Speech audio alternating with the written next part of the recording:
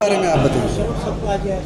आज ये महापंचायत का एक इशू है कि जो रामगढ़ भगवानपुर के जो लोग जिन्होंने सरकार को हॉस्पिटल बनाने के लिए ज़मीन दी हुई है, भगवानपुर में सरकारी हॉस्पिटल बनाया जाए 200 बेड का,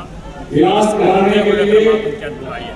क्योंकि पंचायत द्वारा प्रस्ताव देने के बाद और राम इंद्रजीत के आश्वासन के बाद और तमाम फॉर्मेलिटी पूरा होने के बाद वहाँ से जो मुकरने की जो बात चल रही है उसको लेकर के लोग राम साहब के पास गए थे। राम साहब ने इनकी बात को सुना नहीं, लोगों को उल्टा ही अपमानित किया। अगर सुने और लोग वापस आ गए और वो रिफॉर्म में आकर के अपनी हॉस्पिटल की मांग को लेकर धरना के ऊपर बैठ गए। ऐसा किसने कहा कि मना कर दिया गया? ये जो लोग जाने वाले हैं उन लोगों से बात हुई। किसी एक कोई एक आदमी पंचायत में ढूंढ के बता सकते हो? एक आदमी पंचायत नाम तेज कर देंगे उसको, अभी यहाँ बैठा हुआ है कि भाई राव ने मना कर दिया कि भगवानपुर में नहीं बनाएंगे। मेरे पास समय नहीं है। नहीं मिलने का नहीं, भगवानपुर में नहीं बनाएंगे। ये बात कहाँ से आई? ये बात यहाँ से आई कि नंबर 1 मिलना से इनकार कर दिया। नंबर 2 जो स्वास्थ्य मंत्री का जो बयान आया है, जो मैंने अभी हवाला किया 21 जून 2025 को दी ट्रिब्यून अखबार में आया है कि हम जो हॉस्पिटल वहाँ बनाएंगे जब उपयुक्त जगह होगी। हम ये साइट को देख रहे हैं। हम यह कह रहे हैं जब केवल भगवानपुर का केस अकेला था, मौका निरीक्षण रिपोर्ट एकदम सही थी, तमाम डिपार्टमेंट ने ओके कर दिया था, तो उसके बाद ये सवाल कहाँ से आया कि जहाँ सही जगह होगी वहाँ बनाएंगे? ये सवाल खड़ा ही क्यों हुआ? आप तो वकील हैं, एक सिंगल गांव का केस पूरी दुनिया में कोई भी डायरेक्ट स्वीकार कर सकता है? गोकलगढ़ का केस था, गोकलगढ़ का केस गया था, सिंगल केस गया था वो गोकलगढ़ का। जब मौका की टीम जिसने लोकेशन को देखा अगर वो रिप्लेस करके भेज देती है तमाम चीज़ों को, तो सिंगल केस भी जा सकता है। गोकलगढ़ का केस गया, गोकलगढ़ का केस रिजेक्ट करने की सिफारिश ऊपर से आई, कारण दिखाए 5 एकड़ जमीन है, रेलवे लाइन यहाँ नहीं बनेगी। और भगवानपुर का जो केस गया, भगवानपुर के केस के अंदर टोटल रिकॉर्ड के साथ भेजा गया है। इसके बाद एक ऑडियो वायरल हुई, हम ऑडियो वायरल सुन रहे थे। उसमें एक इशू है कि रास्ता तंग है, जितना चौड़ा रास्ता चाहिए उतना चौड़ा भगवानपुर का नहीं लोगों है। ने इस रास्ते ऊपर 4 रास्ते हैं, 2 रास्ते 6-6 क्रम के हैं। और जो रिकॉर्डिंग है, वॉइस रिकॉर्डिंग है राव साहब के साथ अनिल सरपंच प्रतिनिधि की, उनमें कहा गया है कि लोगों ने एफिडेविट दे दिए हैं 2 क्रम का रास्ता चाहिए। आज भी लोग पंचायत के बीच में हम ये कह रहे हैं कि सरकार को 30 क्रम का रास्ता चाहिए। प्राइवेट ओनर अपनी लैंड देने के लिए तैयार है। हम भी इसकी खोज खबर में गए, सभी लोगों ने एफिडेविट नहीं चाहिए। अगर एफिडेविट दिए तो इस पंचायत से आप पेश करिए, हम आपकी पूरी बात आगे तक ले जाएंगे। एफिडेविट उस केस के साथ भेज दिए गए हैं और जो बचे हुए हैं वो भी एफिडेविट देने के लिए तैयार है।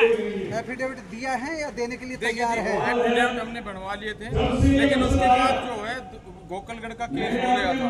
गोकलगढ़ का केस होने के बाद जो है हम दोबारा से इसके एफिडेविट की मैंने पटवारी से उनसे बात की थी। वो बोले जो ये रास्ता है वो ठीक है, अवेलेबल है। और हमारा चंडीगढ़ से जो फाइल वापस आई है उसमें भी हमारी तरफ से किसी प्रकार का कोई ऑब्जेक्शन नहीं। उसमें रास्ते का तो आप ऑब्जेक्शन क्यों नहीं मान रहे हो भगवानपुर से नहीं बनेगा? कौन कह रहा है? ये सर्कमस्टांसेस कह रहे हैं, ये परिस्थिति कह रही है, ये उनका एक्ट और कंडक्ट कह रहे हैं। स्वास्थ्य मंत्री का राम इंद्रजीत का व्यवहार, उनका आचरण, उनका एक्ट और कंडक्ट साबित कर रहा है कि भगवानपुर के केस को नेगलेक्ट कर दिया।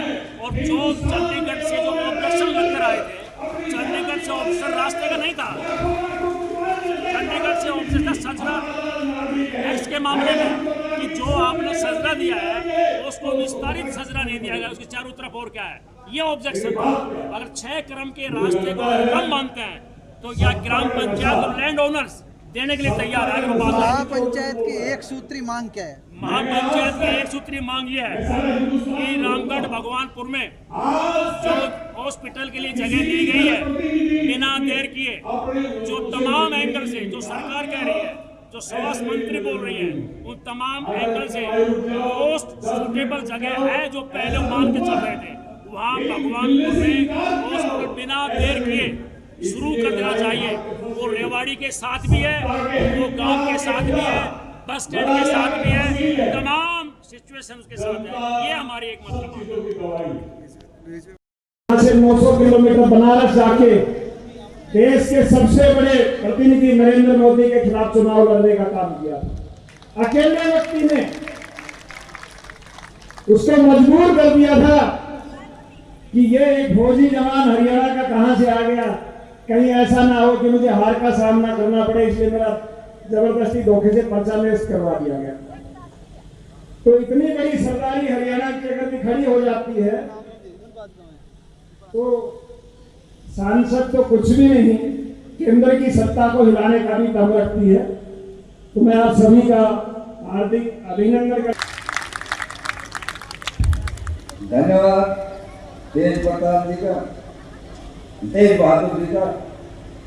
साथियों, वो मेरी हालत तो वो हो गई कि गुड़िया के पास मैं भूतपूर्व मंत्री रहे हैं और आपके बीच में समर्थन देने के लिए जगदीश यादव जी भूतपूर्व मंत्री हरियाणा सरकार वाल आपके बीच में पहुंच चुके हैं। हम उनका हार्दिक अभिनंदन करते हैं। टाइम तो देंगे ना,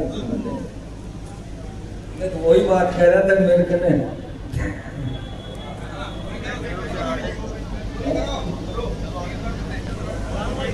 भाई 2-2 मिनट ले लो, मैं तो इतना ही कर सकूं, तो मेरे को विवेक चौधरी जी राजस्थान झुंझुनू से आए हैं। मैं उनसे निवेदन करूंगा कि वो इतनी दूर से चल के इस संघर्ष में आए हैं, मैं 2 मिनट के लिए उनका यहाँ स्वागत करता हूं। उनसे निवेदन करता हूं कि वो आए मंच पे 2 मिनट अपनी बात करें।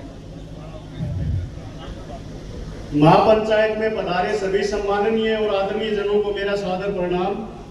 आपके संघर्ष, आपके धैर्य, आपकी एकजुटता को मैं हृदय से नमन करता हूं। मैं विवेक चौधरी अपने साथियों सहित इस पवित्र और जनहितकारी आंदोलन को पूर्ण समर्थन देने हेतु आज आपके बीच उपस्थित हुआ हूं। आपके साथ जो वादा खिलाफी हुई है वह न केवल निंदनीय है बल्कि जन भावनाओं के साथ किया गया एक क्रूर मजाक है। यह राजनीतिक विश्वासघात है और दुर्भाग्यवश यह विश्वासघात उस राजनीतिक परिवार द्वारा किया गया है जिसे दक्षिण हरियाणा की देवतुल्य जनता ने बार बार अपना स्नेह और समर्थन देकर देश की सबसे बड़ी पंचायत में भेजा। और इससे भी अधिक दुर्भाग्यपूर्ण यह है कि जब आपका प्रतिनिधिमंडल उनसे मिलने गया तो उन्होंने मिलना भी उचित नहीं समझा। यह केवल उपेक्षा नहीं है बल्कि समाज का सीधा सीधा अपमान है। और यह अपमान किसी एक वर्ग का नहीं है बल्कि संपूर्ण जन भावनाओं का अपमान है। मैं ये स्पष्ट करना चाहता हूं कि इस अन्याय की लड़ाई में हम पूरी मजबूती से आपके साथ हैं। यह संघर्ष सिर्फ वर्तमान के लिए नहीं है बल्कि आने वाली पीढ़ियों के आत्मसम्मान और अधिकारों की नींव रखेगा। हमें इस विजय के बाद भी इस तरह रहना होगा। अब समय है कि हम अपने हितों के प्रति जागरूक बने और यह ठान ले कि भविष्य में हम केवल योग्य उम्मीदवार और जन भावनाओं के प्रति प्रतिनिधित्व को ही स्वीकार करें। अब लड़ाई सिर्फ अधिकारों की नहीं है, एक बेहतर जवाबदेह और न्याय संगत व्यवस्था की है। जय जवान, जय किसान, जय हिंद, जय भारत। राम राम जी। मेरे वार्ड 11 के सबसे विशेष गांव रामगढ़ भगवान के स्थान धरती पर उपस्थित महापंचायत में आए हुए सभी संगठन के सभी पदाधिकारी, सदस्यगण, मैं आप सभी का यहाँ पहुंचने पर दिल की गहराई से धन्यवाद करता हूँ, स्वागत करता हूँ। मेरे सामने बैठे मेरे पिता तुल्य बुजुर्गों, नौजवान साथियों और सबसे खास मेरी मातृशक्ति, आपका मैं विशेष रूप से धन्यवाद करना चाहता हूं। मैं देख रहा हूं 13 दिन से आप भूखे प्यासे अपने पशुओं को, बच्चों को छोड़कर जो रामगढ़ के जो चौक पे बैठे हो, भाई ये देखना तो मेरे लिए बहुत दर्दनीय है। मगर आज मैं आपको एक बात बताऊं, 2.5 साल पहले जिला परिषद के चुनाव थे। 27 नवंबर 2022 को रिजल्ट आया था और 28 तारीख को सुबह 6 बजे मेरे पास भी उसी हाउस से फोन आ गया कि जिला प्रमुख के लिए तैयार हो जाओ। मैं बोला जी रॉन्ग नंबर।